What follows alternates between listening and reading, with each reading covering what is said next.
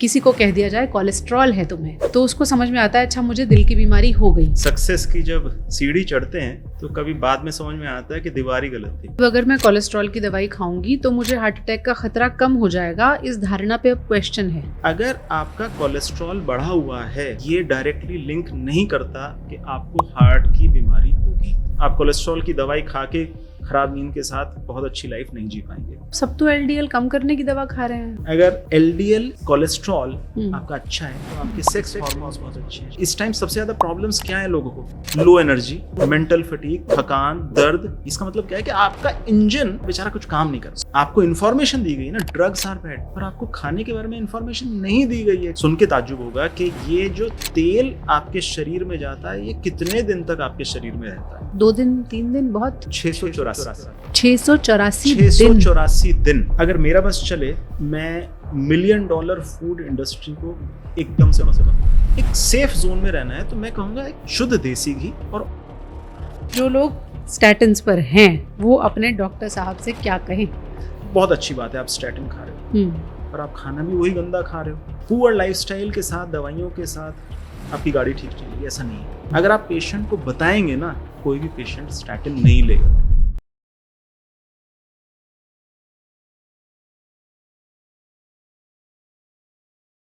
जैसे ही किसी आदमी को ये बता दिया जाए कि उसे कोलेस्ट्रॉल है, वो उसे ऐसे समझता है कि बस अब मुझे दिल की बीमारी हो गई और कल से मुझे शराब सिगरेट ये छोड़नी पड़ेगी, तब जाके मेरा कोलेस्ट्रॉल ठीक हो जाएगा।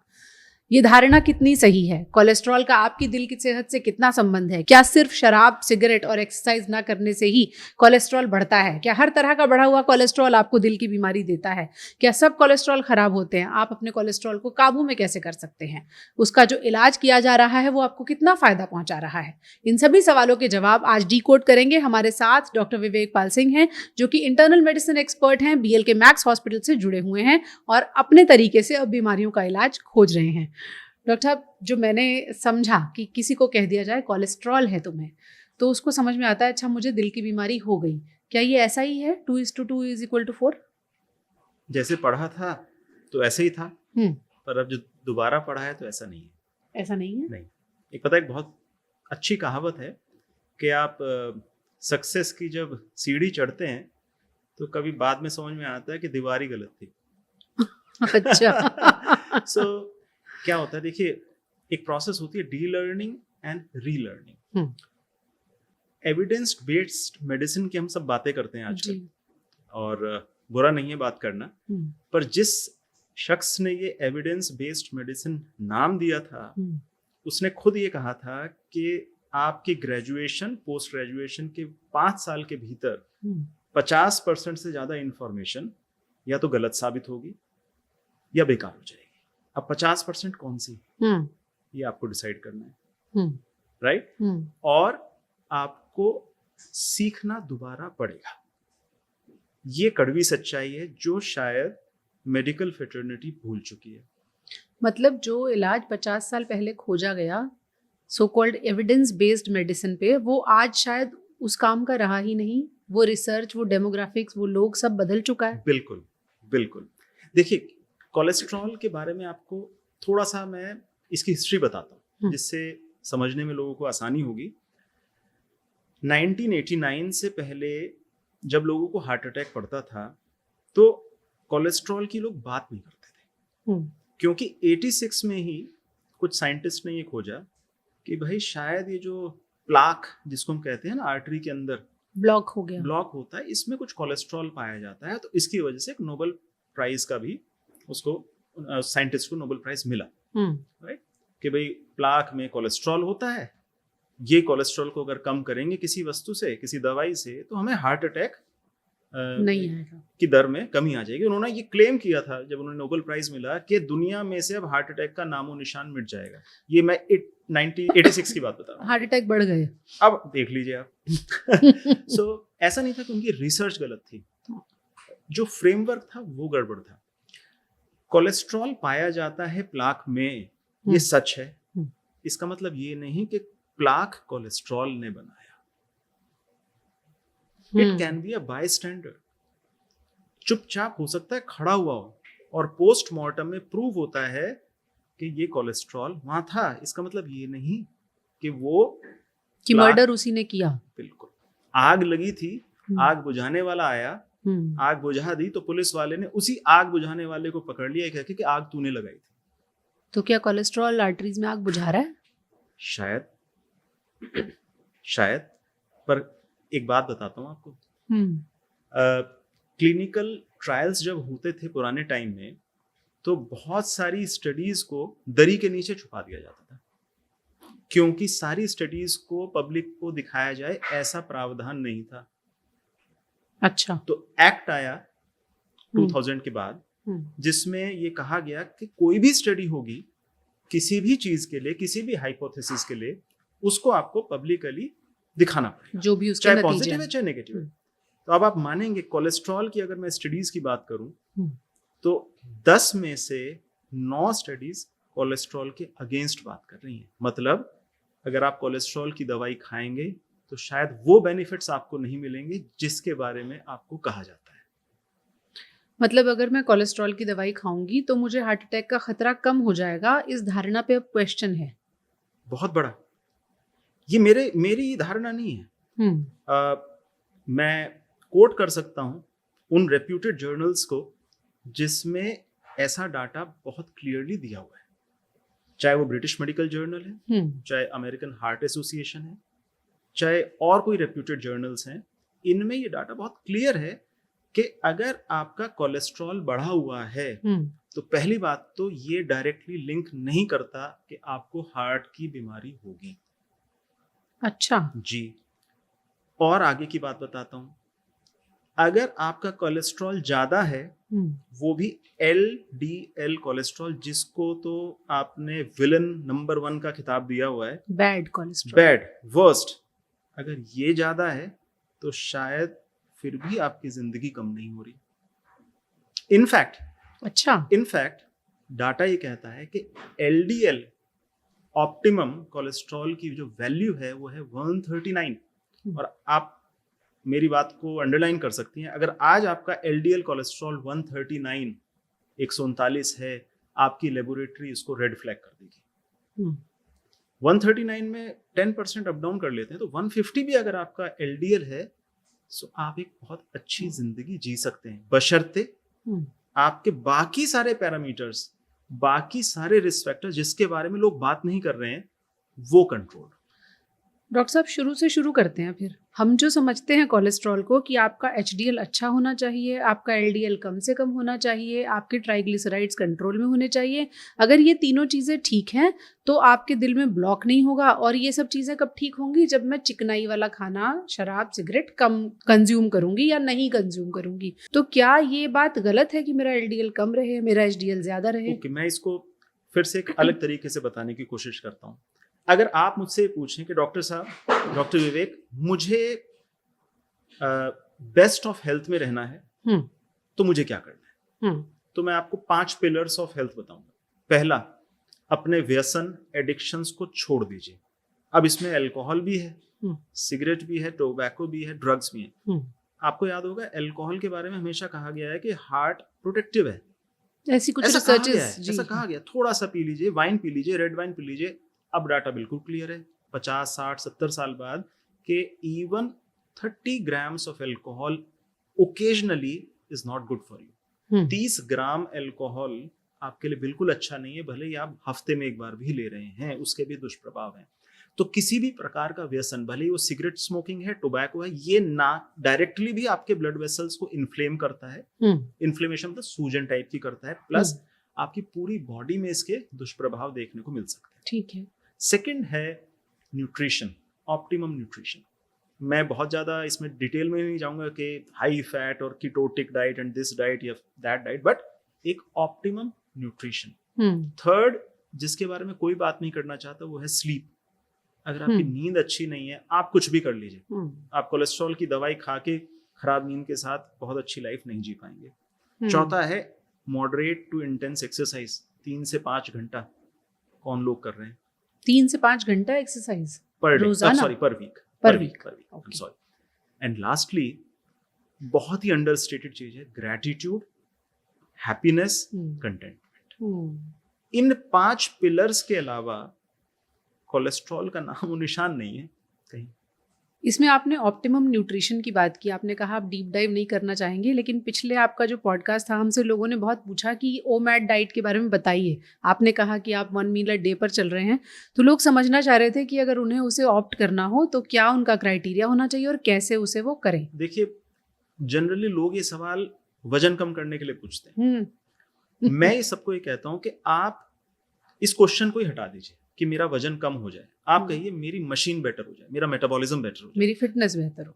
आप देखिए, आपका एक अंदर एक इंजन है, आपके हर सेल में माइटोकॉन्ड्रिया है, वो एक इंजन है जो आपको एनर्जी देता है, आपका फ्यूल जलाता है। अगर उस इंजन की रख रखाव आपने ठीक किया है, रोबस्ट इंजन है, तो जब आप उसको रेव करेंगे, उसमें एक्सेलरेशन देंगे तो बहुत अच्छे से स्पीड देगा, ना कि धुआं देगा। सिमिलरली अगर आपने अपने मेटाबॉलिज्म को अच्छा बना के रखा है, अपनी गुड हैबिट्स जो मैंने आपको 5 चीजें बताई, सो आपका फ्यूल ऑप्टिमम बर्न होगा, एनर्जी बेटर रहेगी, प्लस फैट एक्यूमुलेशन उतना ही होगा जितना रिक्वायरमेंट। देखिए, आप ऐसा नहीं कर सकते कि आप 3% फैट पे चले जाएं, it is impossible, it is detrimental. कुदरत ने अगर आपके शरीर में फैट दिया है, एक्सटर्नल फैट जिसको हम कहते हैं, सबक्यूटेनियस फैट, उसका एक रीजन है, वो एनर्जी हाउस है, प्लस उसमें कुछ हार्मोन्स भी होते हैं जो हमारे लिए अच्छे कहे जाते हैं।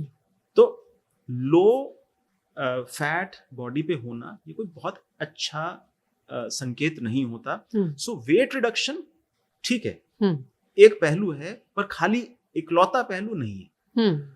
सो अब जहां तक बात करें डाइट की, तो मैं ये मानता हूं कि देखिए, जनरली लोग क्या करते हैं ना, बहुत एक्सट्रीम्स करते हैं 5 से 6 दिन, और 7वें दिन सब कुछ भूल जाते हैं, हो गई डाइटिंग। प्रॉब्लम है। देखिए क्या है ना, आपकी बॉडी, नेचर, भगवान ने ना बहुत, जिसको कहते हैं ना, सूक्ष्म तरीके पे बहुत ही इंटेलिजेंट बनाई है। आप क्या सोचते हैं इसको फर्क नहीं पड़ता, ये अपने तरीके से चलती है। आपने 6 दिन कड़ी मेहनत करी अपनी जबान को काबू रखने के लिए, पर आपको अभी भी दिमाग में एक ही थॉट आ रहा है कि वो छोले भटूरे, वो पाव भाजी, वो संडे को कब मिलेगी। तो आप जब वो कंज्यूम करेंगे, बॉडी वापस वहीं रीसेट होती है। तो मेरी फिलॉसफी में चीट डे नाम का शब्द नहीं है। मैं कहूंगा कि आप थोड़ा सा चीटिंग रोज कर लो, इससे अच्छा। आपको चॉकलेट खानी है ना, आप 70% 80% डार्क चॉकलेट का एक पीस पे संतुष्ट हो जाओ रोज शाम को। पाव भाजी खानी है तो संडे का वेट नहीं करो, आज ही खा लो।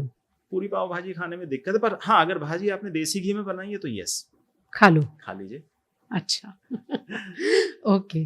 तो मोटे तौर पर जो ऑप्टिमम न्यूट्रिशन को चलिए हम मोटे तौर पर अगर डिसाइफर करें, तो लोग ये कहते हैं कि अच्छा, हमने 5 दिन हम डाइट करते हैं, 6ठे दिन खा लेते हैं, या फिर कुछ लोग घी तेल को लेकर तो इतने ज़्यादा सवाल हैं कि देसी घी कभी बहुत बुरा बताया जाता है, कभी बताया जाता है कि नहीं देसी घी सबको खाना चाहिए, कौन सा तेल खाना चाहिए, इसके बारे में कुछ बता पाएंगे लोगों को? हमारा देश शुरू से ही ना, सदियों से देसी घी प्रधान देश है। हम सब के फोर फादर्स, हमारे दादा दादी, नाना नानी जो गांव में रहा करते थे, वो लड्डू किससे बनाते थे? चीनी, बेसन, देसी घी। आज आप दुकान पे जाएंगे बाहर, आपको क्या मिलेगा? बेसन, चीनी और वेजिटेबल ऑयल। आपको शायद मान के ताज्जुब होगा, सुन के ताज्जुब होगा कि ये जो तेल आपके शरीर में जाता है, ये कितने दिन तक आपके शरीर में रहता है? जब तक लड्डू रहेगा, 2 दिन 3 दिन बहुत, 684 दिन। 684 दिन ओमेगा 6 फैटी एसिड्स, जो आपके vegetable oil, palm oil, palmolein oil, canola, Saffola, rice brand, जो भी आप ये नाम लेते हैं, हाँ, राइट, किसी ब्रांड का मैं नाम नहीं लेना चाहूंगा, बट जो ये चीजें हैं, इनमें ओमेगा 6 फैटी एसिड्स आपके शरीर में जो ट्रिलियंस ऑफ सेल्स हैं, इनकी लिपिड मेम्ब्रेन है, फैटी मेम्ब्रेन में जाके चिपक जाता है, जिन्हें मोटे तौर पर हम रिफाइंड ऑयल्स कहते हैं। Yes, refined oil. तो ये इन सेल्स की मेम्ब्रेन पे चिपकता है, माइटोकॉन्ड्रिया की मेम्ब्रेन पे चिपकता है। अब आप सोचिए, कोई ग्रीस जैसा सब्सटेंस आपके शरीर के हर सेल के ऊपर चिपका हुआ है 684 दिन, एंड माइंड यू 684 दिन बाद भी 50% ऑयल बाकी है। 6 साल लगते हैं 99% ऑयल आपके शरीर से बाहर निकलने में। अगर आप इसको नापें, कह रहे हैं कि जो लड्डू मैं आज खाऊंगी, अगर वो वेजिटेबल ऑयल में है, तो वो 2-2.5 साल तक असर करेगा? असर नहीं, वो चिपका रहेगा आपके शरीर में। देखिए वो फील क्यों नहीं होता, उसका वजन क्यों नहीं फील होता, क्योंकि अगर आप अपने सेल्स को देखेंगे तो ट्रिलियंस में है, अरबों सेल्स हैं। अरबों सेल्स का सरफेस एरिया अगर आप नापने पे जाएंगे ना तो बहुत बड़ा सरफेस एरिया है। इस सरफेस एरिया पे बहुत सारा ऑयल जमा रहेगा आपके। एंड आप देखिए इस टाइम सबसे ज्यादा प्रॉब्लम्स क्या है लोगों को, low energy, fatigue, mental fatigue, थकान, दर्द, मोटिवेशन नहीं है, एनर्जी नहीं है, एंथुजियाज्म नहीं है, मूड खराब है। ये क्या लक्षण है? ये लक्षण है माइटोकॉन्ड्रियल डिसफंक्शन के। इसका मतलब क्या है कि आपका इंजन में अंदर कुछ भरा हुआ है, बेचारा कुछ काम नहीं कर रहा, स्लो डाउन हो गया इंजन। सो टेक्निकली अगर आप बात करें तो कौन से ऑयल्स खाने चाहिए, तो देसी घी भले ही सैचुरेटेड फैट है, नंबर 1।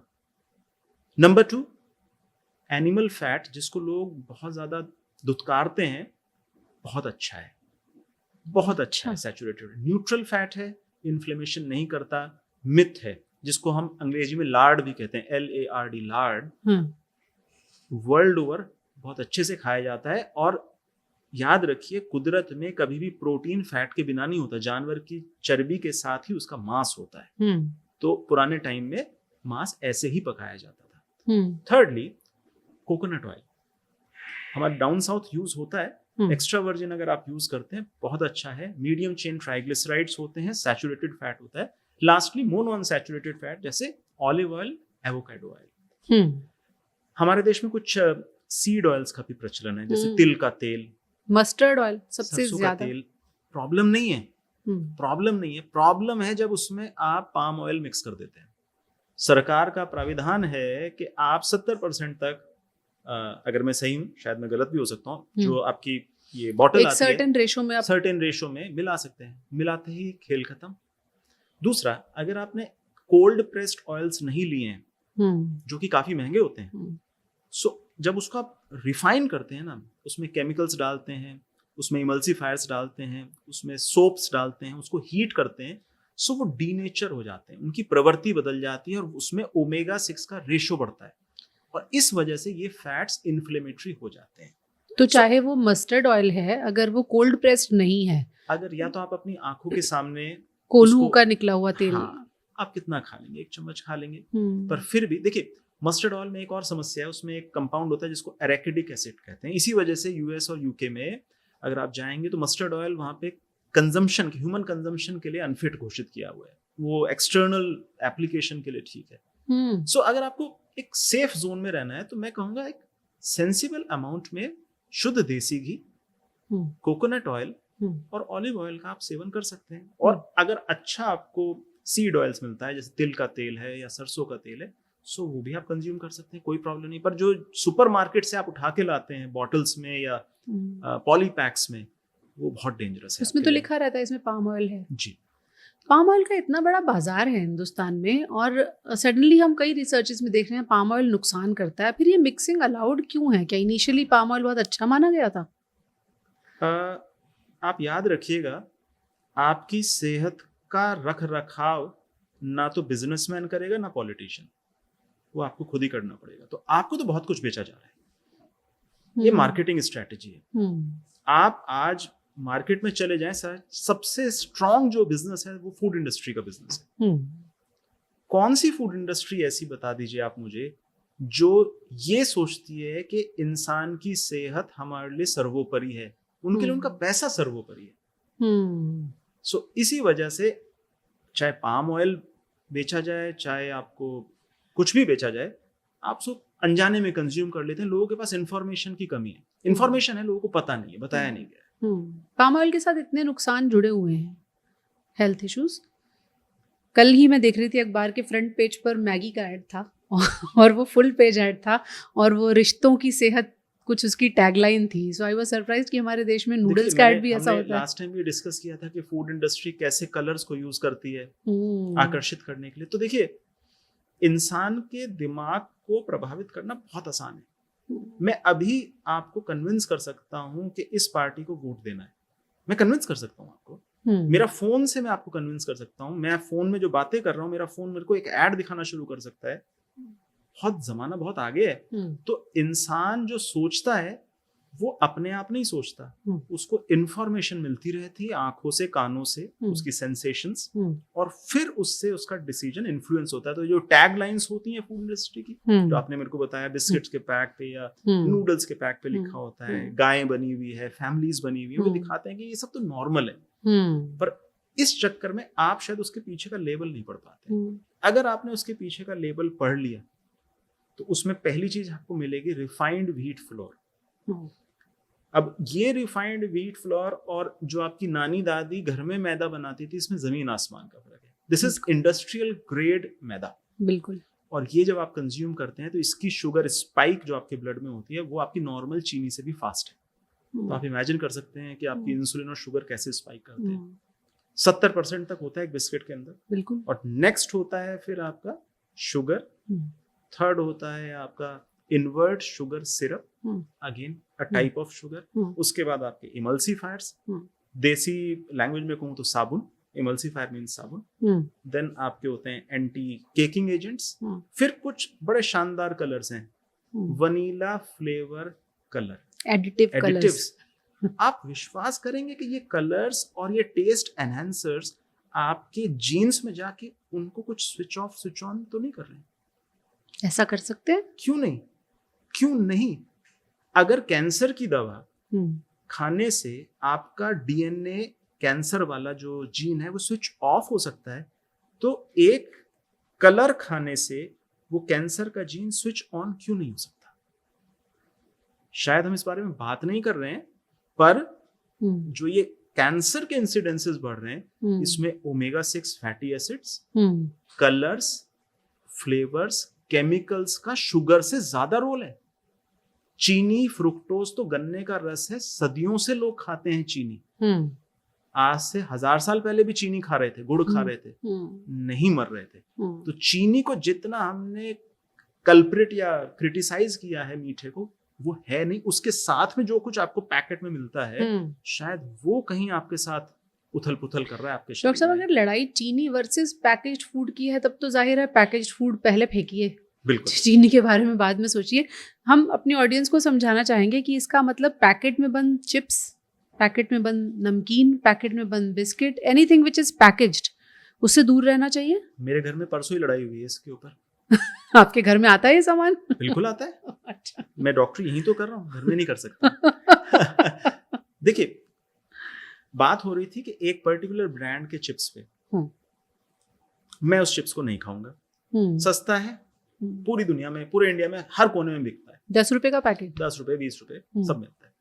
मैंने कहा आप आलू को काट लीजिए, कद्दूकस करिए, उसको पानी में रखिए, पानी ड्रेन करिए, अब इसको देसी घी या कोकोनट ऑयल में फ्राई कर लीजिए, ऊपर से काला नमक डाल के खा लीजिए। कहता टेस्ट नहीं आएगा। मैंने कहा क्यों नहीं आएगा test?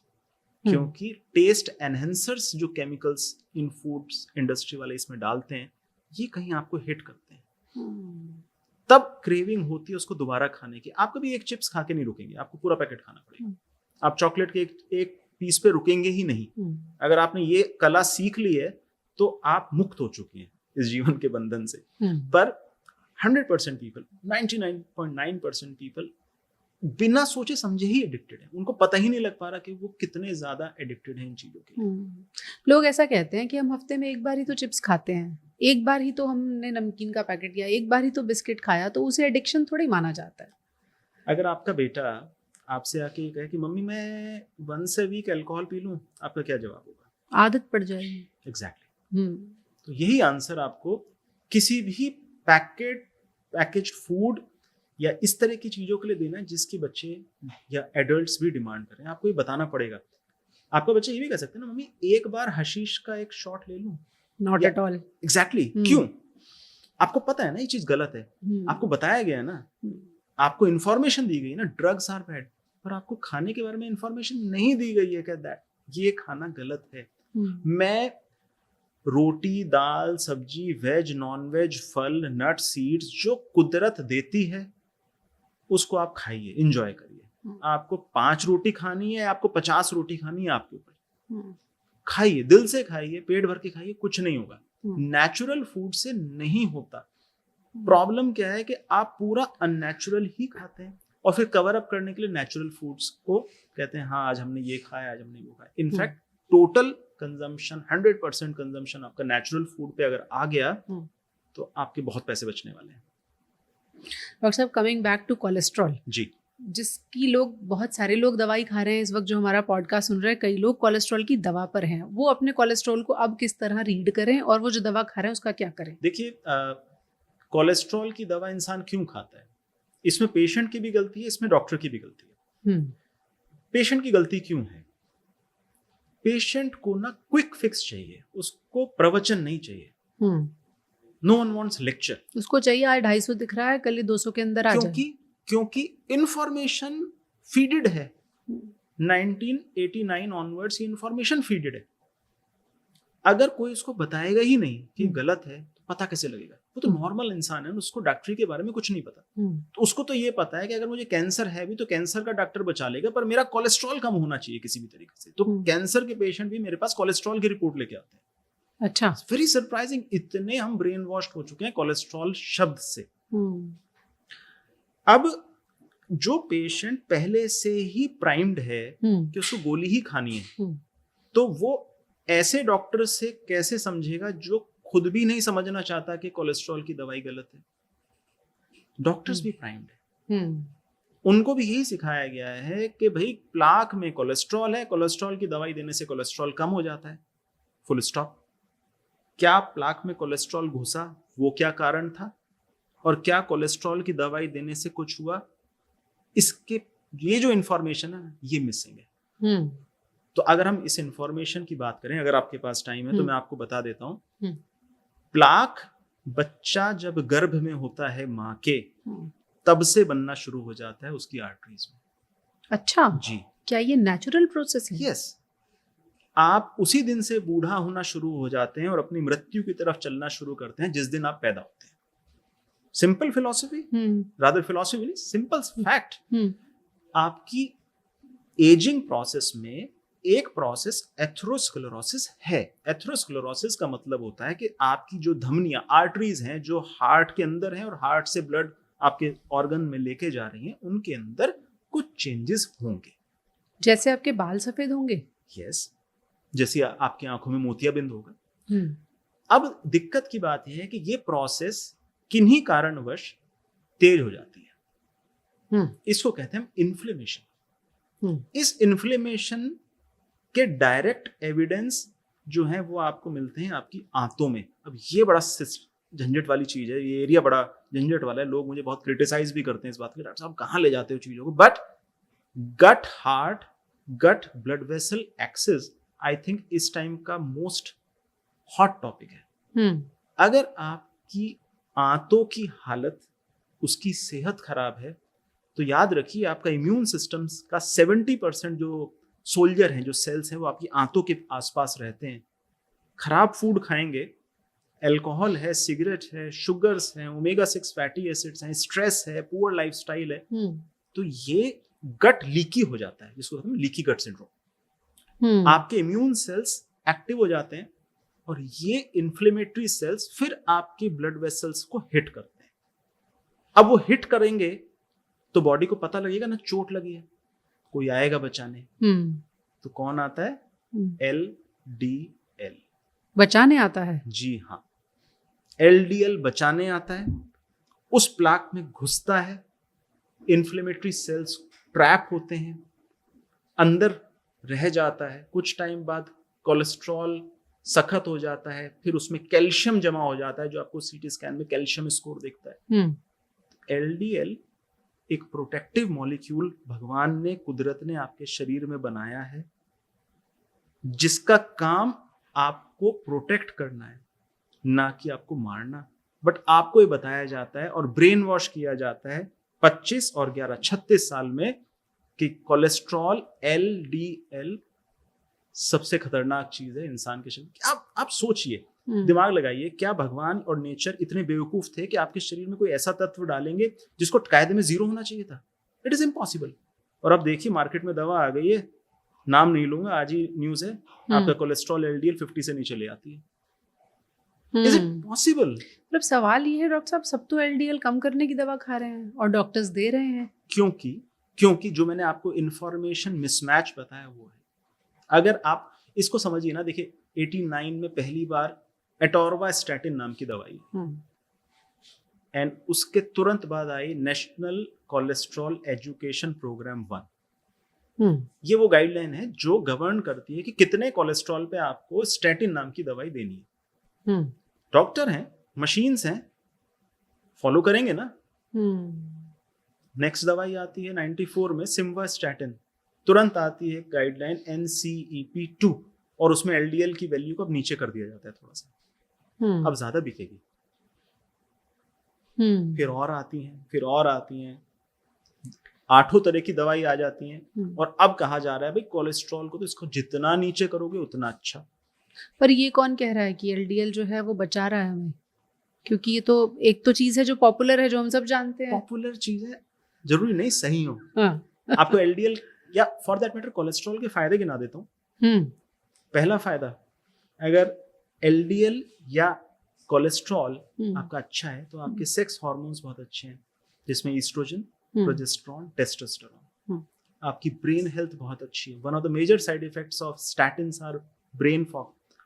In fact high dose statins की वजह से लोगों की न्यूरोलॉजिकल परफॉर्मेंस पुअर हो जाती है। थर्ड, आपका vitamin D metabolism. Fat soluble vitamins कहाँ जाएंगे अगर आपके बॉडी में कोलेस्ट्रॉल ही नहीं है? आपका बाइल बहुत इंपॉर्टेंट है आपकी फूड की डाइजेशन के लिए, आपके डिटॉक्सिफिकेशन पाथवेज के लिए। खेल खत्म हो गया बाइल का। Fifth, immune system. कोविड की बात कर लें, कोविड में पता है मैक्सिमम लोग जिनकी मॉर्टेलिटी हुई है वो डायबिटिक नहीं थे, मैक्सिमम लोग स्टैटिन्स खा रहे थे।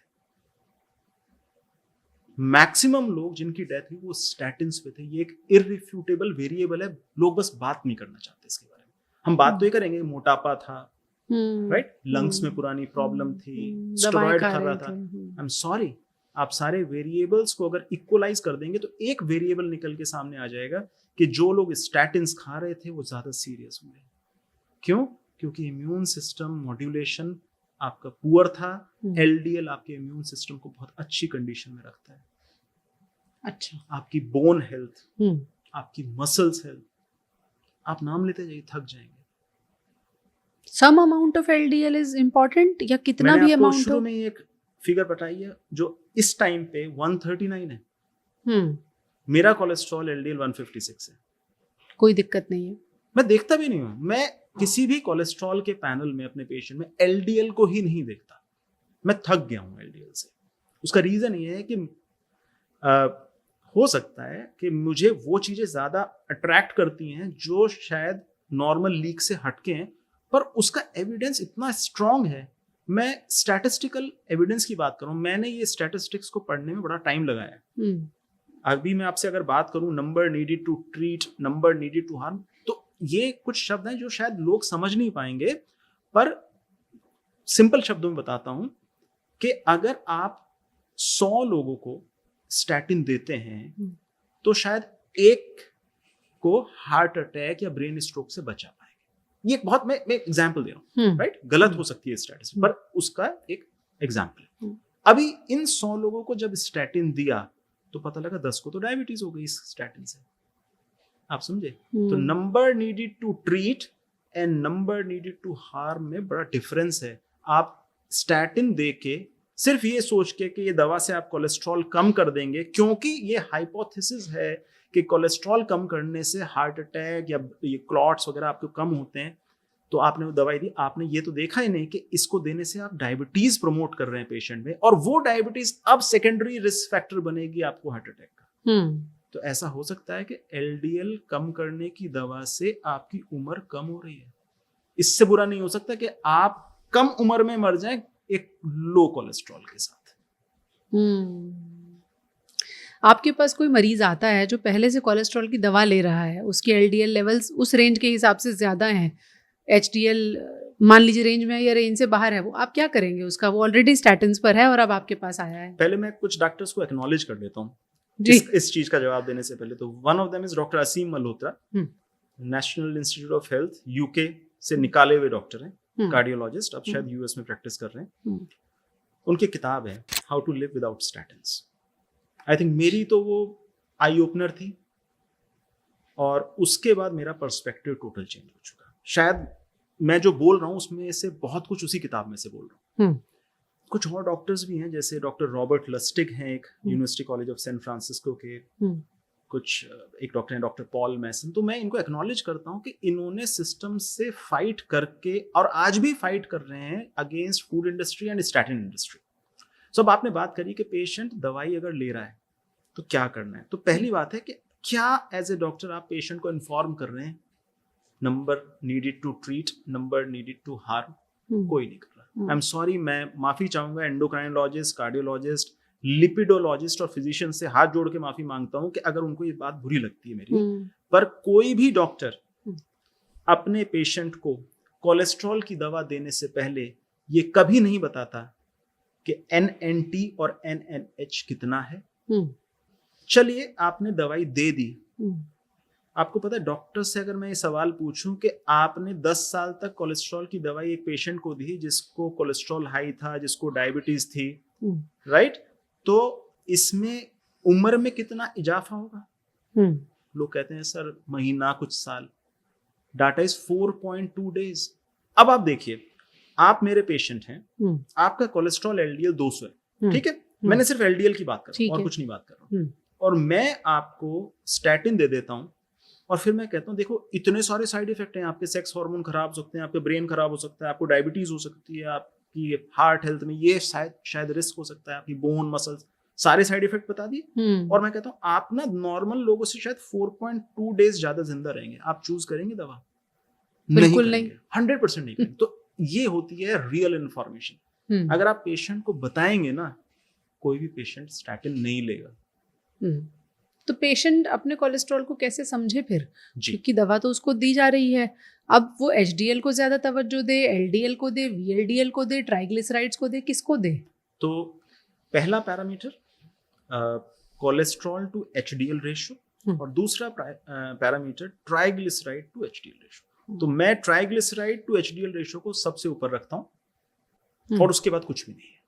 तो HDL तो जितना ज्यादा हो, सो आपका ट्राइग्लिसराइड और आपका HDL निर्धारित करेगा कि आपकी फ्यूचर कैसी होगी, ना कि LDL। अगर आपका HDL अच्छा है, अच्छा कितना, और ट्राइग्लिसराइड उसके प्रोपोर्शन में कितना, इट्स अ रेशियो। सपोज आपका ट्राइग्लिसराइड 100 है और आपका HDL 50 है, तो रेशियो हो गया 2, नॉट ऑप्टिमल, ठीक नहीं है। पर ये वैल्यू आपकी कोलेस्ट्रॉल की रिपोर्ट में नॉर्मल डिपिक्ट करी जाएगी, क्योंकि क्या नॉर्मल है और क्या ऑप्टिमम है ये लैब्स को भी नहीं पता। HDL को तो बस गुड कोलेस्ट्रॉल कह के छोड़ दिया गया है। सो आपका वैल्यू 1.5 अगर है, और अगर 1 आप इसको अचीव कर रहे हैं किसी भी तरीके से, हालांकि इसमें बहुत सारे जेनेटिक वेरिएशंस भी होती हैं, कई लोग जेनेटिकली प्रीडिटरमिन्ड हैं लो HDL के लिए, तो आपकी लाइफ बेस्ट रहेगी, भले आपका एक्सीडेंट ना हो जाए, वो एक अलग बात है। बट अगर LDL को हम नहीं देखते हैं और किसी तरीके से ट्राइग्लिसराइड्स को नीचे ले आते हैं, HDL को ऊपर लेके जाते हैं, तो आप देखेंगे आपका LDL ऑटोमेटिकली हाई नॉर्मल में जाके सेट होगा। तो फोकस जो है वो ट्राइग्लिसराइड्स और HDL की तरफ रखा जाए। एग्जैक्टली। और इसमें स्टैटिन्स का कोई रोल नहीं है। स्टैटिन बना ही नहीं है ट्राइग्लिसराइड और HDL को डील करने के लिए। अब एक हाइपोथेटिकल सवाल है, जो लोग सालों से स्टैटिन्स खा रहे हैं, अगर आज छोड़ दें, क्या होगा उनके साथ? कुछ होगा, कुछ नहीं होगा? मेरी मदर को शायद 2 या 3 साल पहले कुछ कार्डियक प्रॉब्लम आई थी, इनफैक्ट इंफीरियर वॉल MI था, हार्ट अटैक ही था, वो स्टैटिन पे नहीं है। तब से लेकर आज तक नहीं है। वो डायबिटिक भी है। डायबिटिक भी है जी, और नहीं है। तो ऐसा नहीं है कि मैं सिर्फ बोलता हूँ, मैं करता भी हूँ। पर ये तो चलो उनकी बात है जिन्होंने खाया नहीं, जो खा रहे हैं उनका क्या करना है? मैं उनकी भी छुड़ा देता हूँ, मैं उनको इन्फॉर्मेशन दे देता हूँ। और एक्सट्रीम केसेस में क्या होता है, देखिए कई बार पेशेंट इतने ज्यादा ब्रेन वॉश्ड होते हैं, इतने इन्फ्लुएंस्ड होते हैं, सो कॉल्ड गुडी गुडी हाई फाई कार्डियोलॉजिस्ट्स की बातों से ना उसको बंद नहीं करना चाहिए, तो उसकी डोज कम कर देता हूँ। देखिए 80 मिलीग्राम एटोरवास्टेटिन कही गई है खाने के लिए, मुझे तो बहुत डर लगता है इतनी हाई डोज से, मैं नहीं दे सकता। तो शायद 10 मिलीग्राम या 5 प्लेसिबो के लिए दे रहे हैं आपकी, चलो खा लो, जिससे मेडिको लीगल केस से मेरा बचाव हो जाए। कल कोई आके ये ना कहे डॉक्टर साहब आपने तो कोलेस्ट्रॉल की दवाई नहीं दी, as per the guidelines you should follow this. So ठीक है, guidelines are not gospels truth, I defy guidelines sometimes, and these are the reasons, and these are the valid studies which are there, which one can go through. Right. But the point is, sometimes मुझे भी देनी पड़ती है, but उसके reasons different है, तो patient के benefit के लिए नहीं है, उसको psychological benefit में दे रहा हूँ। दवाओं के बिना कोलेस्ट्रॉल को कंट्रोल में रखने का सबसे अच्छा तरीका क्या है? पहले नंबर पर आप किसको रखेंगे? अगर आप इंसुलिन सेंसिटिव हैं, इसका मतलब ये है कि अगर आपने शुगर खाई, कुछ मीठा खाया, आपकी शुगर बढ़ी, आपकी बॉडी ने इंसुलिन प्रोड्यूस करी, कितनी जल्दी इंसुलिन पीक करी और कितनी जल्दी इंसुलिन नीचे आई, दोनों चीज इंपॉर्टेंट है, up stroke and down stroke. अगर ये चीज आपकी बहुत अच्छी है ना, आपके ट्राइग्लिसराइड हाई नहीं रहेंगे, क्योंकि ट्राइग्लिसराइड टेक्निकली ग्लूकोज मेटाबॉलिज्म के सॉर्ट ऑफ मार्कर है। हाई ट्राइग्लिसराइड का मतलब ये है कि आपका ग्लूकोज हैंडलिंग पुअर है, इसका मतलब आपका इंसुलिन मैकेनिज्म पुअर है। बहुत सारे रीजंस हो सकते हैं इसके, बट अगर आप इंसुलिन सेंसिटिव हैं, ऑटोमेटिकली आपके ट्राइग्लिसराइड्स नियर नॉर्मल या बिलो नॉर्मल चले जाएंगे। मतलब मोटे तौर पर आम भाषा में कहें कि जो चीनी आपकी बॉडी में जा रही है उसकी खपत अच्छी नहीं है। यस, वो ज्यादा देर तक आपकी बॉडी में अगर घूम रही है तो वो ट्राइग्लिसराइड में कन्वर्ट हो जाएगी। ओके। सो पर अगर आपकी बॉडी इंसुलिन सेंसिटिव है, आपकी मसल्स उस शुगर को खा रही हैं, आपके सेल्स में ग्लूट ट्रांसपोर्टर्स अच्छा काम कर रहे हैं, तो वो ट्राइग्लिसराइड में कन्वर्जन नहीं होगा, एनर्जी में कन्वर्जन, और वो पॉजिटिवली कंज्यूम हो रही है। यस। तो क्या, चलिए और लेमैन सवाल, अगर मान लीजिए चीनी खाई और एक्सरसाइज भी हम रेगुलरली कर रहे हैं और अच्छी एक्सरसाइज कर रहे हैं, तो वो चीनी का ऑप्टिमम यूज हो जाएगा? बिल्कुल होगा, मैं चीनी को विलन मानता ही नहीं हूँ। अगर आप, मैंने फिर वही बात करी ना, चीनी इज पेट्रोल, आपका इंजन प्रॉपर्ली सर्विस्ड है, आप 140 की रफ्तार पे चले, कुछ नहीं होगा। आपका इंजन ही 3 साल से सर्विस नहीं हुआ, उसमें सूत जमा है, उसमें गंदा मोबिल ऑयल है, अब आप उसमें पेट्रोल डाल भी दोगे तो लीक करेगा या खूब धुआं छोड़ेगा। और आपका इंजन स्मूथ रहे उसके लिए एक्सरसाइज और diet, optimum diet. See again point है कि आप किस एक्सट्रीम तक जाना चाहते हैं, अपने साथ क्या करना चाहते हैं। तो 99.9% तो पेशेंट सब बीमार है। मेरे सामने, मुझे नहीं याद पिछले 2 साल में कोई ऐसा पेशेंट आके बैठा हो जिसको मैं ये कह सकूं yes you are in optimum health. कुछ ना कुछ प्रॉब्लम है। वो प्रॉब्लम हो सकता है आपको लेबोरेटरी वैल्यूज में ना दिखे, अच्छा हो सकता है उसकी स्लीप बहुत खराब है, वो प्रॉब्लम है, बहुत बड़ी प्रॉब्लम है। हो सकता है बहुत स्ट्रेसफुल हो, बहुत बड़ी प्रॉब्लम है। Stress probably is one of the biggest killer with respect to heart, तो अब एज अ डॉक्टर आपकी लाइफस्टाइल मॉडिफिकेशन में ट्रेनिंग कितनी अच्छी है ये डिसाइड करेगा कि आपकी पेशेंट की आउटकम कैसी होगी, ना कि आपको स्टैटिन देना आता है। अगर डॉक्टर ने वो 5 पिलर पे काम नहीं किया और स्टैटिन दे दी और दवाइयां दे दी, आउटकम फिर भी वही है। तो आप ये कह रहे हैं कि किसी भी अच्छे डॉक्टर को इस बात को ज़्यादा वैल्यू देनी चाहिए कि स्ट्रेस लेवल्स कम करने पर जोर दिया जाए, मरीज़ को बताया जाए कि वो सोए पहले तो चैन की नींद, और एक्सरसाइज करे और डाइट अपनी अच्छी रखे। जैसे आपने कहा घर का खाना खा रहा है तो कुछ भी खाए। पहले 5 चीज़ डॉक्टर को खुद अपने ऊपर लगानी पड़ेंगी क्योंकि मैक्सिमम स्ट्रेसफुल लाइफ इस टाइम डॉक्टर्स की है जी, खाने का टाइम नहीं है। इंसेंटिव बेस्ड प्रैक्टिस है, चाहे सेल्फ इंसेंटिव है चाहे कॉर्पोरेट बेस्ड इंसेंटिव है। स्लीप, मैम रात को 2 बजे भी डॉक्टर्स राउंड लेने आते हैं फॉर नो रीजंस। ओपीडीज चलती हैं रात को 3-3 बजे तक। फूड हैबिट्स, तो एग्जैक्टली वही फूड खाते हैं जो पेशेंट खाता है। कोई डॉक्टर की फूड हैबिट ऐसी नहीं है कि वो होंगे विरले या पागल जो अपनी फूड को कुछ अलग ही लेवल पे ले जाते हो, बट मैक्सिमम डॉक्टर्स वही लाइफस्टाइल फॉलो करते हैं। वो भी स्मोक कर रहे हैं, वो भी अल्कोहल ले रहे हैं। देखिए, किसी अच्छी कॉन्फ्रेंस में जाके बहुत स्ट्रॉन्ग वर्ड्स यूज करके बोलना ये करो, ये करो, ये करो, इससे कुछ नहीं होता। अगर कॉन्फ्रेंसेस करने से, किताबें लिखने से, पेपर पब्लिश करने से कुछ होता तो आज इतने लोग इतने बीमार क्यों हैं? बाढ़ लगी हुई है, फैटी लीवर की, डायबिटीज की, ब्लड प्रेशर की, हाई कोलेस्ट्रॉल की, और फिर इससे जुड़ी हुई और प्रॉब्लम्स की।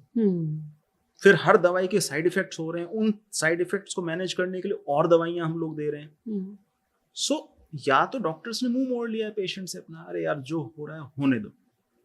सच्चाई तो यही है। सच्चाई यही है। सच्चाई यही है। देखिए, अगर आप किसी पेशेंट को थ्रू एंड थ्रू बात करेंगे ना उससे, और उसको समझाने की कोशिश करेंगे, पेशेंट समझते हैं।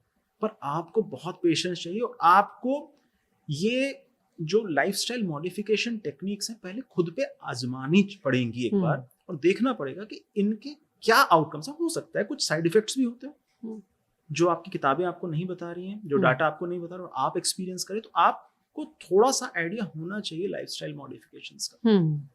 आप अपने अनुभव के आधार पर क्या सलाह देंगे? अगर मेरा बस चले तो मैं $1 मिलियन फूड इंडस्ट्री को एकदम से बंद कर दूंगा। फर्स्ट स्विच ऑफ मैं ये करूंगा। मैं पॉल्यूशन को बाद में टैकल करूंगा, पर मैं फूड इंडस्ट्री को बंद कर दूंगा। पैकेज्ड फूड, हाँ, फल बिक रहा है वो, उसमें कोई दिक्कत नहीं, पर फलों के जूस को बंद कर दूंगा जो डिब्बे में आ रहा है। एडिक्शन बहुत बुरा है इसका, फूड का। हमें नहीं पता लग पाता, हम कंटिन्यूअसली वही चीजें क्रेव करते रहते हैं जो हमारे लिए बुरी है। बुरी आदतें जल्दी लगती हैं, ऐसा कहा जाता है। हाँ। सो पहला चीज, खाना खाइए जो जानवर से या पेड़ों से या धरती से आपको डायरेक्टली मिल जाए। किचन में बनाइए, अपने कढ़ाई कुकर को यूज करिए, साफ सुथरे घी तेल को यूज करिए, देसी घी हो, ऑलिव ऑयल हो, पाम ऑयल हो, आपके तिल का तेल है, सरसों का तेल है, जो मिलावटी नहीं है। शाम को थोड़ा जल्दी खाना खा लेंगे तो बेहतर है। दिन छिपे खाना खा लीजिए एज अर्ली एज पॉसिबल, और जल्दी सो जाइए। अगर फोन से थोड़ा दूर हो सकते हैं, लास्ट टाइम भी हमने ये बात करी थी, इससे अच्छा नहीं हो सकता। इससे अच्छा हो ही नहीं सकता। इनफैक्ट अब तो पता है, मैं थक जाता हूँ ये स्टडीज पढ़ते पढ़ते। जो लोग रात को ज्यादा फोन देखते हैं सोने से पहले, उनको हार्ट अटैक पड़ने की संभावना ज्यादा है, स्ट्रोक होने की संभावना ज्यादा है। अच्छा। अब आप कर लीजिए बात। अभी तक तो सिर्फ नींद डिस्टर्ब होती है। वो प्रॉब्लम है, नींद डिस्टर्ब हो रही है, वो डायरेक्टली आपको इम्पैक्ट करता है। सो कोशिश करिए किसी तरह से इस फोन के जंजाल से कम 1-2 घंटा पहले, सोने से पहले बंद कर दीजिए, और टाइम पे सो जाइए। सुबह 5 बजे उठ जाएं। और मैं ये नहीं कहता हर आदमी जिम जाए, हर आदमी कुछ करे, पर हैबिट्स जो आपकी हैं, पर्टिकुलरली स्मोकिंग, टोबैको, अल्कोहल या कोई ड्रग्स, स्मोकिंग और अल्कोहल की अगर बात करें, इसको एक बार सोच लीजिए कि क्या ये आप ठीक कर रहे हैं। देखिए, आपके सामने एक इंफॉर्मेशन है, सिगरेट पे लिखा हुआ है आपको कैंसर करती है, फिर भी आप उसको पीते हैं। बेवकूफ कौन? डेयरिंग है लोग। पढ़ के पी रहे हैं। नहीं, सब करते हैं, सब करते हैं, पर जो छोड़ देता है वो नदी के उस पार चला जाता है। नहीं तो आप नदी के एक कोने पे ही कूदते रहेंगे। तो जो पार जाना है ना, वो यही है कि कर लिया ना, हो गया समय पूरा, सीख गए, समझ गए, अब बस करो, और थोड़ा इसके बिना भी जिंदगी को देखने की कोशिश करो। तो व्यसन, एडिक्शन से हटिए, एक्सरसाइज अच्छे से करिए, अपनी डाइट को कंट्रोल करिए, ग्रैटिट्यूड, थैंक्स टू ऑल, अपने अंदर संतुष्टि लाइए, खुश रहिए। हर वक्त एक चिकल्लस सी रहती है लोगों में, आज ये हो गया, आज उसने ये कह दिया, उसके पास ये गाड़ी, उसके पास ये। तुम्हारा क्या? अपने ऊपर वर्क कर लीजिए थोड़ा सा, रादर दूसरों से कंपेयर करने के अलावा। राइट। सो अगर ये सब चीजें आपने ठीक करी है ना, सो अगर देखिए आपकी रिवॉल्वर है भी जिसमें गोली पड़ी है, आपने ट्रिगर नहीं दबाया तो कुछ नहीं होगा। तो अगर आप जेनेटिकली प्रोग्राम्ड हैं किसी बीमारी के लिए, तो हो सकता है वो जेनेटिकली प्रोग्राम कभी स्विच ऑन हो ही ना। ऐसा होता है। देखिए, कैंसर के जीन्स आपके अंदर भी है, मेरे अंदर भी है। आपको होगा, मुझे नहीं होगा, ये कौन डिसाइड करता है? हम कहते हैं भगवान, मैं कहता हूँ we are the master of our own genes. आप अपनी जीन्स को स्विच ऑन स्विच ऑफ कर सकते हैं, बशर्ते आप रेडी हो। सही बात है। एक दोहे में कहा गया है, जब आवे संतोष धन सब धन धूरी समान। इसीलिए इतना बड़ा धन बताया गया है क्योंकि ये आपकी सेहत से भी लिंक्ड है। जितनी ज़्यादा इच्छाएं रखेंगे उतनी ज़्यादा फिर आप कोशिशें करेंगे, नींद उतनी कम आएगी, ये तय है। और फिर उसी भाग भाग में कहीं ना कहीं जीवन ज़रूर निकल जाएगा। आखिरी में चलते चलते डॉक्टर साहब, जो लोग स्टैटिन्स पर हैं वो अपने डॉक्टर साहब से क्या कहें? डॉक्टर को एक बुक गिफ्ट कर दीजिए, how to live without statins by doctor Aseem Malhotra ji. मैं इस बुक को प्रमोट नहीं कर रहा हूँ, पहले पढ़ लीजिए फिर गिफ्ट करिएगा, क्योंकि अब पेशेंट पढ़े या डॉक्टर पढ़े? डॉक्टर को कन्विंस करना पड़ेगा। देखिए डाटा तो इररिफ्यूटेबल है, कोई माने या ना माने, आपको दवाई खानी है आप खाएं, इस भ्रम में जिए कि दवाई आपके लिए कुछ बेहतर कर रही है। देखिए ऐसा नहीं हो सकता ना कि आप पुअर लाइफस्टाइल के साथ, दवाइयों के साथ आपकी गाड़ी ठीक चलेगी, ऐसा नहीं है। ऐसा है ही नहीं कि दवाई आपके पुअर लाइफस्टाइल को काउंटर कर देगी। ऐसे मान लेते हैं कि चलो बहुत अच्छी बात है आप स्टैटिन खा रहे हो, पर आप खाना भी वही गंदा खा रहे हो, आप सिगरेट भी पी रहे हो, आप शराब भी पी रहे हो, आप सोते भी टाइम पे नहीं, बस सुबह उठ के खुश हो जाता है, अरे यार मैं तो रात को अपनी कोलेस्ट्रॉल की दवा खा के सोया, मेरा कोलेस्ट्रॉल नॉर्मल चल रहा है। अब मैं लिटिल पैक भी ले सकता हूँ। ऐसा होता है क्या कि इधर से दवा ली और उधर से जो भी आप करना चाहते हैं वो कर लिया तो वो इफेक्ट न्यूट्रलाइज हो जाएगा? ऐसा बिल्कुल भी नहीं है, ऐसा बिल्कुल नहीं है। इनफैक्ट बहुत सारे पेशेंट हैं जो बहुत देखने में इतने सुदृढ़ हैं, इतने ताकतवर दिखते हैं मेरे को, और हार्ट होता है 20% पे काम कर रहा है। My God. HbA1c 14 होता है, उनको पता ही नहीं है कि क्या कर रहे हैं। क्यों? ध्यान ही नहीं देते। एक्सरसाइज तो कर रहे हैं, ये तो कर रहे हैं, पर खाना क्या खाया? वही गन, वही हैबिट्स, वही सिगरेट, वही चीजें। सो कौन करता था आज से 100 साल पहले जिमिंग? कोई नहीं करता था। आपको अपनी बेसिक्स ठीक करनी है। वही 5 चीजों पे हम बार बार आते हैं, नींद, खाना, एक्सरसाइज, मन, हैबिट्स। अगर ये 5 चीजें ठीक हैं, उसके बाद आपको कुछ होता है तो किसी समझदार डॉक्टर से मिलिए। डॉक्टर साहब, लोग सोचते हैं कि आज हमने कुछ अपनी एडिक्शन कर ली, सिगरेट पी ली, शराब ज़्यादा पी ली, अगले दिन हमने एक ब्लैक कॉफ़ी पी ली तो लिवर डिटॉक्स हो जाएगा और वो जो नुकसान है वो कम हो जाएंगे, या फिर महीने में एक बार पीने से क्या ही होता है। इस थॉट को आप किस तरह देखते हैं? पहले मैं मानता था कि अगर मैं सुबह उठ के 10 किलोमीटर दौड़ लूंगा तो रात को जो मैंने 4 पैक पिए उसका असर हट जाता है। बहुत लोग मानते हैं ऐसा। मैं इसके बिल्कुल खिलाफ हूँ। आपने जब अल्कोहल पिया, रात भर आपकी बॉडी उस अल्कोहल से पीछा छुड़ाने में मेहनत करती रही, वो सो नहीं पाई, आप बेहोश थे, आपका ब्रेन ऑफ था, सो नहीं रहा था, आप बेहोश थे। आपकी बॉडी, आपका लीवर उस अल्कोहल को फ्लश आउट कर रहा है, सुबह वो थका हुआ है, उसकी जान निकली हुई है, आपकी रात भर हार्ट रेट तेज रहती है, आपकी HRV गिरी रही है, आपको पता भी नहीं है खैर HRV क्या होता है लोगों को। अब आप कहते हैं क्योंकि रात को मैं बदमाशी करी है, दौड़ता हूँ, डबल वहमी, डबल इजी मत करिए, रेस्ट कर लीजिए, पूरा रिकवर कर लीजिए, फिर कर लीजिएगा। सो मैं इस चीज के बहुत सख्त खिलाफ हूँ कि आप कम सोए, रात को आपने पार्टी करी और अगले दिन आप डट के एक्सरसाइज कर रहे हैं। Please don't do it for your benefit. Rest कर लीजिए, अच्छे से सोइए, next day get out of all the toxic effects, फिर करिए। उसके लिए तो ब्लैक कॉफी पिएंगे, टॉक्सिन निकल जाएंगे? नहीं, पता है इतना इजी नहीं है। 684 वाला जो फिगर है, जब मैं लोगों को बताता हूँ तो लोग के पैरों के नीचे जमीन निकल जाती है। मैं तो लड्डू खाना छोड़ दूंगी। नहीं, आप खा सकते हैं घर का। आप बेसन, चीनी और देसी घी से बनाइए हलवा। मैं भी अभी शाम को जाके कोशिश करूंगा खाने की। बट द पॉइंट इज, घर में बना लीजिए, कोई प्रॉब्लम नहीं है। मत विश्वास करिए कि जो पैकेज फूड आपको मिल रहा है वो आपके लिए अच्छा है। फिर डॉक्टर साहब, ये भी तो कहा जाता है कि अगर आपने अल्कोहल कंज्यूम की है 72 घंटे के बाद आप ब्लड डोनेट कर सकते हो, क्योंकि वो बॉडी से निकल जाती है। नहीं, अल्कोहल तो निकल गई, उसमें कोई डाउट नहीं है, पर उसके जो मेटाबॉलिक इफेक्ट्स हैं वो बॉडी याद रखती है।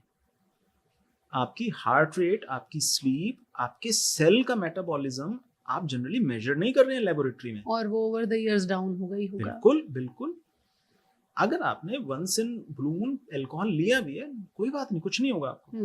प्रॉब्लम है daily alternate day heavy drinking में, राइट? सो मैं इस टाइम इंडल्जेंसेस के बिल्कुल अगेंस्ट हूँ। हाँ, मैं उसी पर आने वाली थी। आपने एक शब्द इस्तेमाल किया, व्यसन। तो वो तो बहुत ज्यादा चाय और कॉफी का भी बुरा होता है। टी या कॉफी बुरा है ये भी आपको सिखाया गया है। देखिए कॉफी क्या करेगी, आपकी हार्ट रेट बढ़ाती है, आपको स्टिमुलेट कर देती है और ब्रेन में आपका मेलाटोनिन का जो रिसेप्टर है वहां पे चिपक जाती है। तो क्या होगा ना, अगर आपने दोपहर बाद कॉफी पी है तो आपको ढंग से नींद नहीं आएगी, ये मेजर साइड इफेक्ट है। पर आपने 10 कप कॉफी पी ली तो आप शायद पूरा दिन जिटरी रहेंगे, आपके हाथ कांपेंगे, आपकी हार्ट बीट रही, पर उससे आपको डायबिटीज नहीं हो रही, उससे आपको हार्ट अटैक नहीं पड़ रहा। पर हाँ, आपका हार्ट पहले से ही वीक है, फिर आपने 15 कप कॉफी पी ली, वो बेचारे से हार्ट बीट सहन नहीं होगी, उसको हार्ट अटैक पड़ सकता है। तो चाय कॉफी अपने आप में गलत नहीं है, बशर्ते चीनी सोच समझ के आप उसमें लें, राइट। पर चाय के साथ सिगरेट वो बहुत डेंजर है, लीथल कॉम्बिनेशन। लीथल सिगरेट तो किसी के साथ भी जोड़ दीजिए, कॉम्बिनेशन लीथल हो जाता है।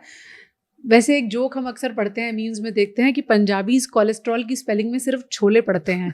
अब कोलेस्ट्रॉल की पूरी स्पेलिंग को रीडिफाइन करने की ज़रूरत है, और अगली बार अगर आप कोलेस्ट्रॉल की दवाओं पर हैं तो अपने डॉक्टर साहब से पूछेगा, डॉक्टर साहब स्टैटिन से मुझे कितना फ़ायदा है और कब मैं छोड़ सकता हूँ इसको। हो सकता है आपके लिए भी कुछ राहत की खबर निकल आए। अदरवाइज ढूंढिए डॉक्टर विवेक पाल सिंह को। Thank you so much sir. और जो कार्डियोलॉजिस्ट आपको ढूंढेंगे उनको आपका पता दे दें। आपके चैनल पे मैं वो स्टडीज डाल दूंगा अच्छा, जहाँ से मैंने ये डाटा लिया है। जी, thank you so much sir.